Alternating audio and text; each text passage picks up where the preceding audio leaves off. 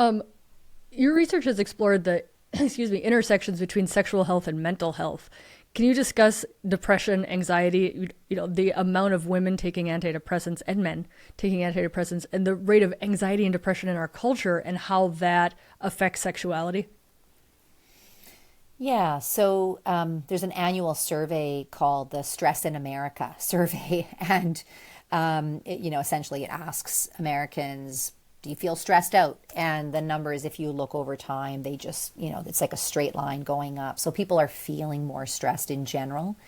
In concert with that, actual rates of anxiety disorders, so panic disorder, generalized anxiety disorder, other anxiety disorders, but also depression, are also increasing as well. There's also a gender difference. So women are more likely to be diagnosed with depression and anxiety than men are.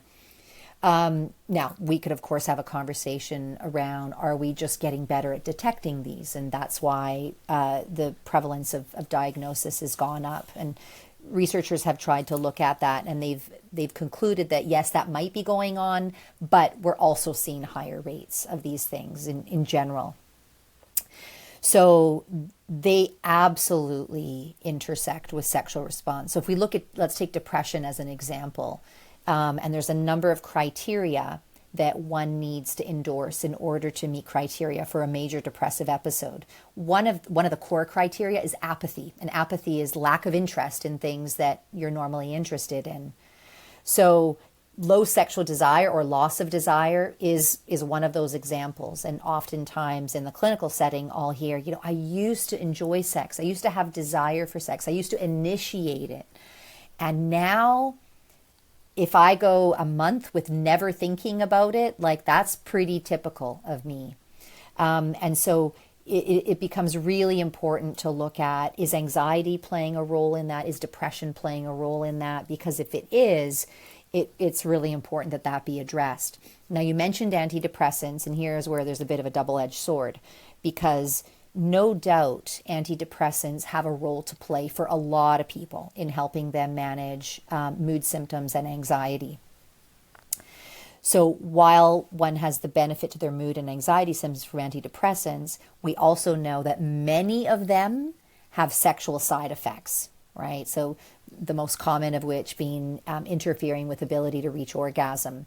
So it's a bit of a trade-off, right? So on the one hand, there's this medication that potentially could help my mood and anxiety, but I might be faced with the prospect of sexual dysfunction on the other hand. And a lot of people will stop their medications, whether it's an antidepressant or other medications, because of sexual side effects.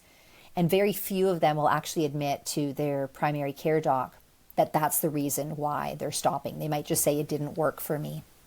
Mm-hmm. Yeah. Is mindfulness work in the setting of having depression and anxiety? Does that help with sexuality too? Yeah. Yes. Thanks for asking that question. I mean, there's been, if I could show a visual, I would show this visual. It shows a number of research studies that have evaluated mindfulness for depression and anxiety in general. And it's just, it's a huge curve upwards, including more recent studies in the last 2 years that have found mindfulness to be more effective than some of the most commonly used antidepressants. Again, I don't want to paint a bad picture of antidepressants at all, because for some people they can be life-changing and life-saving. But we also have other strategies, mindfulness being one of them, that can be really helpful. So because we have evidence that mindfulness can improve mood, and we have evidence that mindfulness can improve sexuality, that would be my go-to choice for someone who has that combination of sexual problems plus an anxiety or depression